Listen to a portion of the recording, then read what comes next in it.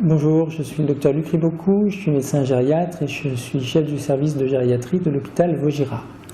Alors, je vais vous parler un peu de la canicule de manière très synthétique pour envoyer des messages importants. Comment pourrait-on définir d'abord une période de canicule? C'est logiquement une période où il fait très chaud, mais une période où surtout la température va assez peu diminuer la nuit.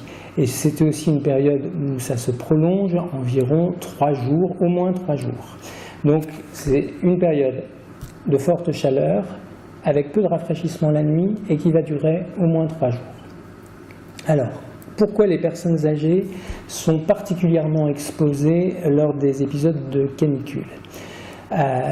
Évidemment parce que l'accès à l'eau peut être plus difficile chez les personnes âgées. L'accès à l'eau peut être plus difficile parce que dans un premier temps, elle peut ressentir de manière plus atténuée la sensation de soif. La sensation de soif peut être émoussée chez la personne âgée et donc elle va avoir l'impression que l'hydratation n'est pas nécessaire. Donc elle va diminuer ses apports d'eau ou ne pas les apporter en quantité suffisante.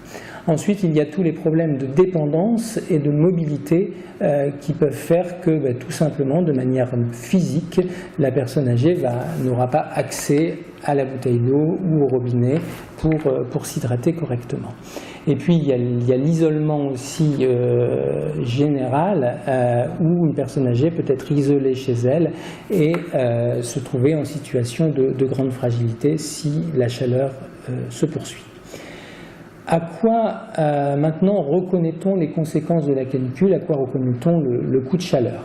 Alors tout d'abord, ça va se manifester par une fatigue qui s'accompagne bien souvent de céphalées.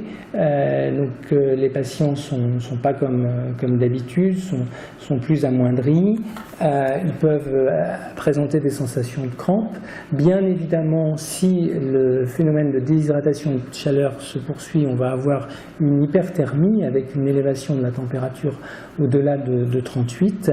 Et puis, si vraiment le phénomène devient très important, on peut parfois observer des phénomènes digestifs avec des nausées, des vomissements, voire même une confusion mentale, c'est-à-dire un dérèglement de la pensée, des propos incohérents, une désorientation dans le temps et dans l'espace qui signent là des troubles qui deviennent importants.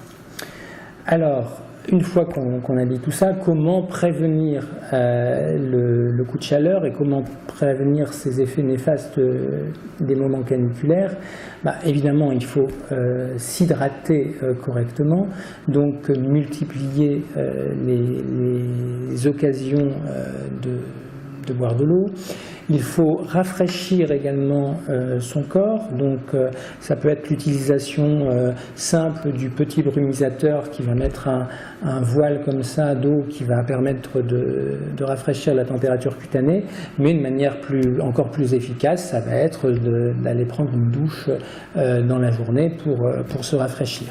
Ça peut être également de maintenir une atmosphère, une ambiance plus fraîche de son domicile, donc en fermant les volets pour éviter que la chaleur ne rentre trop. Ça peut être aussi un conseil bénéfique de se rendre dans des lieux qui vont être rafraîchis au cours de la journée pour être dans des ambiances moins hostiles en termes de chaleur.